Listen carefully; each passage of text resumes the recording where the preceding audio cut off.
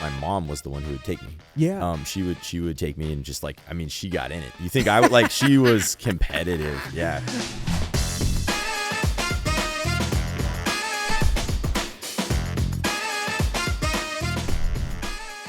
Hi, I'm Russ, and this is the Memory Makers Podcast, the show that helps you create amazing customer experiences and make more memories.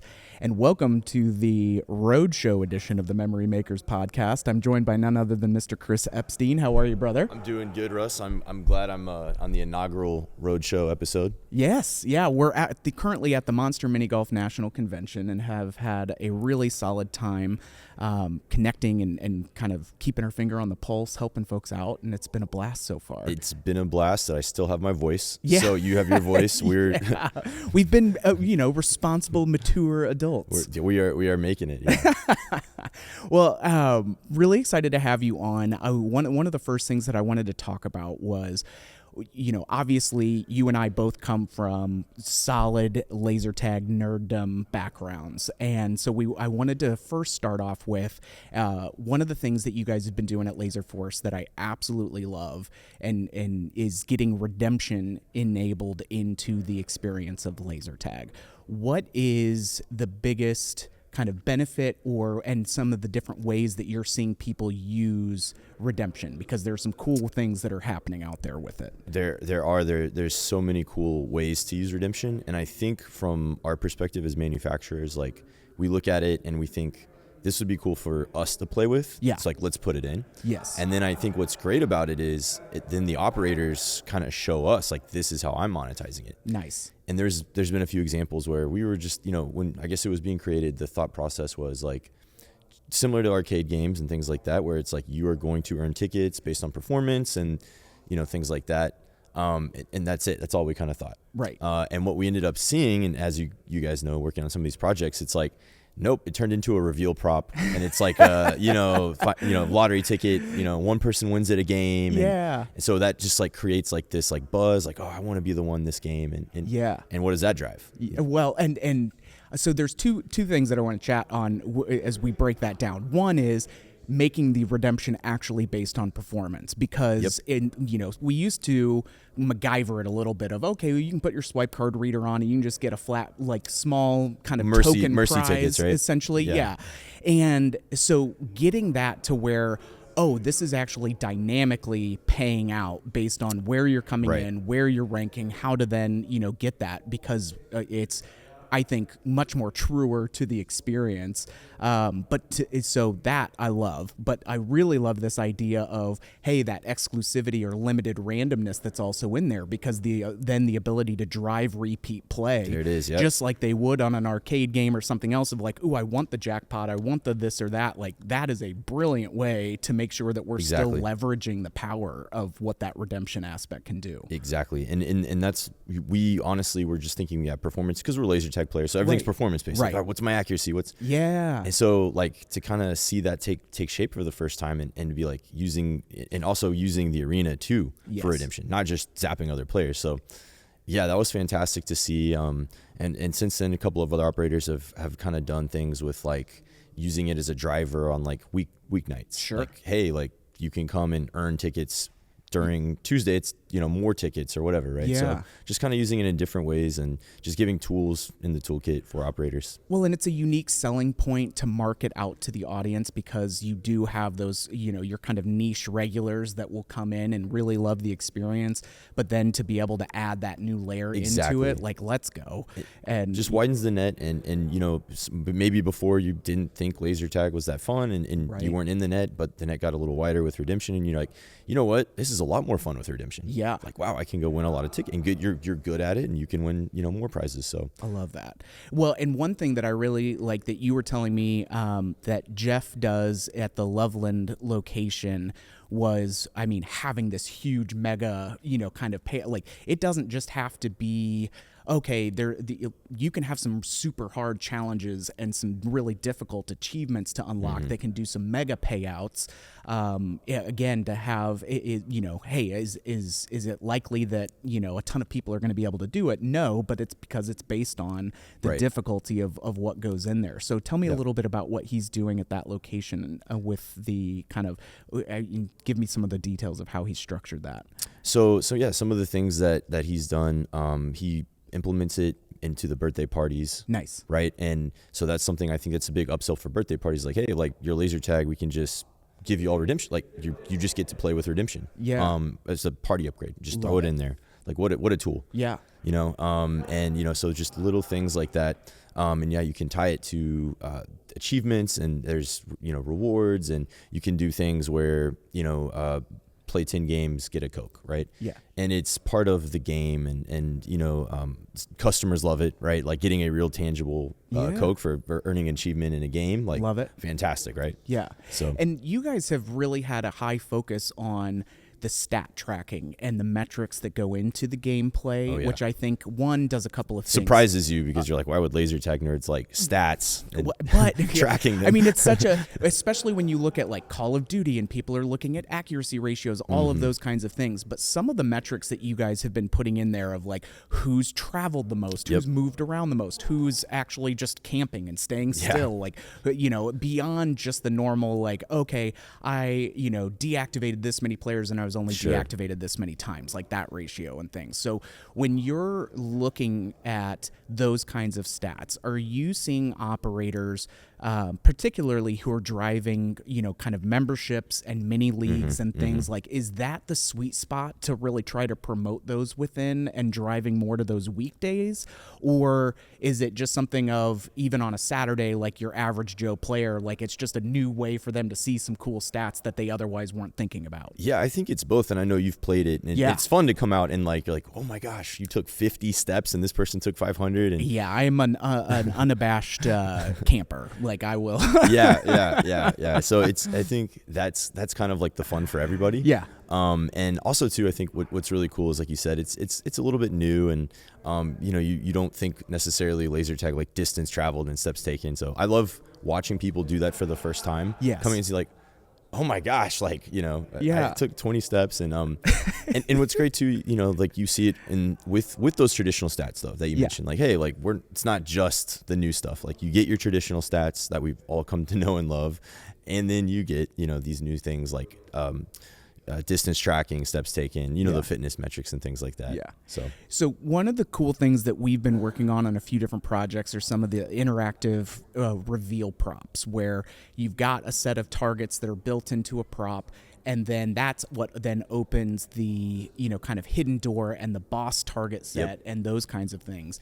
And are you seeing, when operators are running those types of pieces out in the field, are you guys coaching up their staff when they're getting some of these of like, hey, this is how you need to kind of put this forth for them? So again, teaching them how to explain it and inform the guests so they can really kind of leverage that. Because a lot of those, when we've got them set up that way, like it forces the teamwork and the collaboration. Like you just can't have a Rambo that's going to be able to do that well. Exactly. Okay. Yeah, and to your point, I mean, absolutely right. You and I both know this personally. Like enthusiastic staff, is just a must. It's the game changer, I feel like, because it's just driving that excitement level and the anticipation. It's not necessarily hard to find people that love laser tag. That's the other good thing. I mean, it is a fun thing to do. Absolutely. I spent a ton of hours as yourself. It's a lot of fun.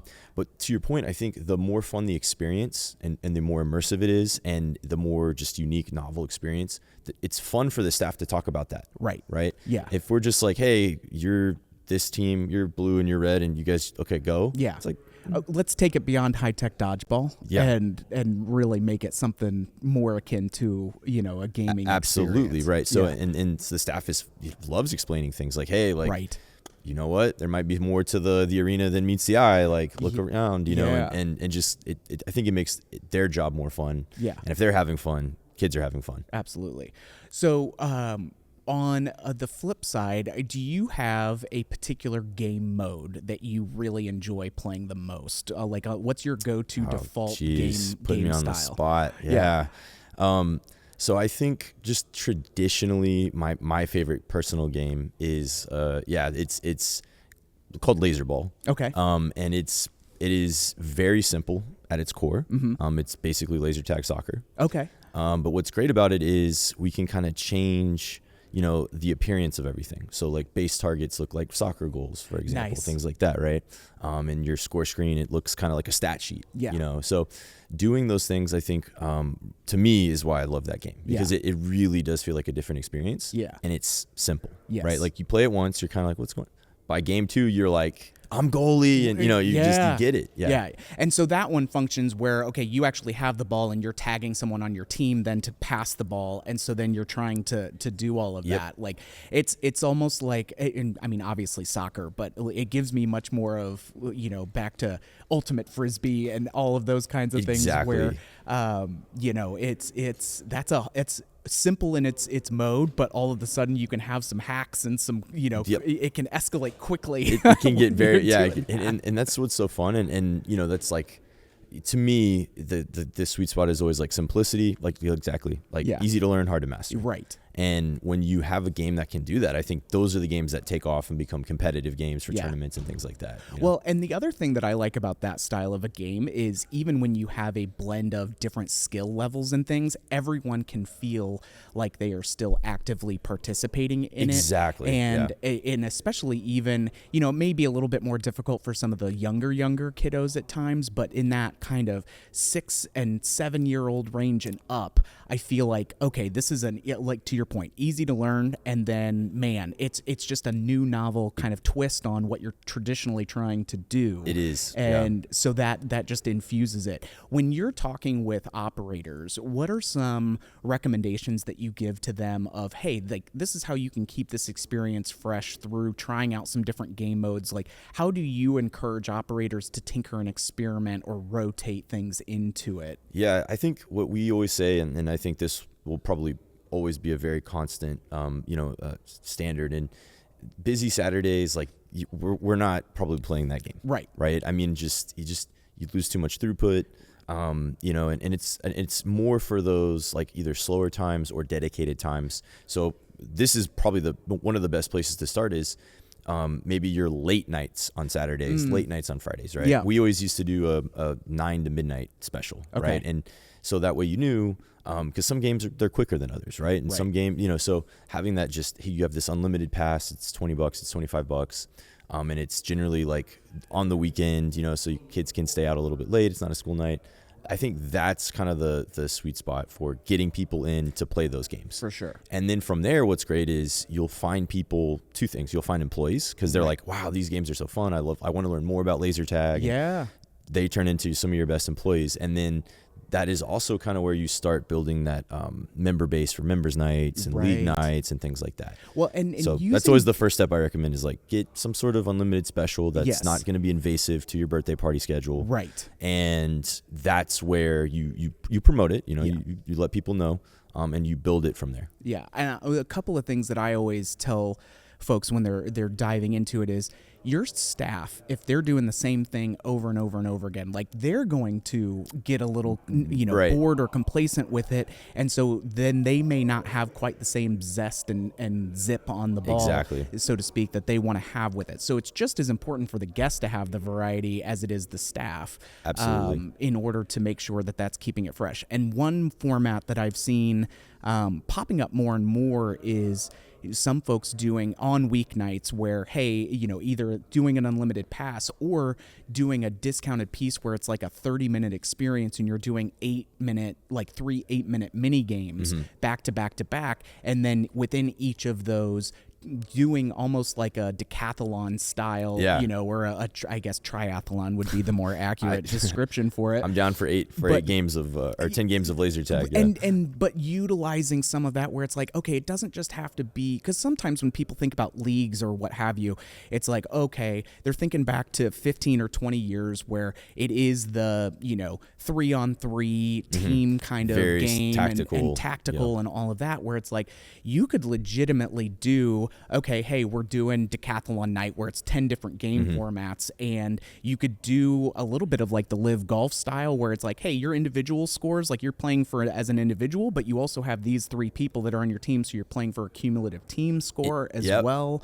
Like there's so many different ways that you can mix and match some of those opportunities, again, just to make it feel nuanced and diverse within the same attraction. Absolutely. I mean, and we the game we just released earlier this year, kind of like what we had been working on, it encompasses that. It's like kind of like a Mario Party game. So it's we call it Challenge Royale, and you basically have you go into the arena and you hear like a horn blow, and then you just listen to what the game is going to be, and it lasts a 2-minute, 3-minute round. You can kind of play around with it, and then the game stops and changes the rule set.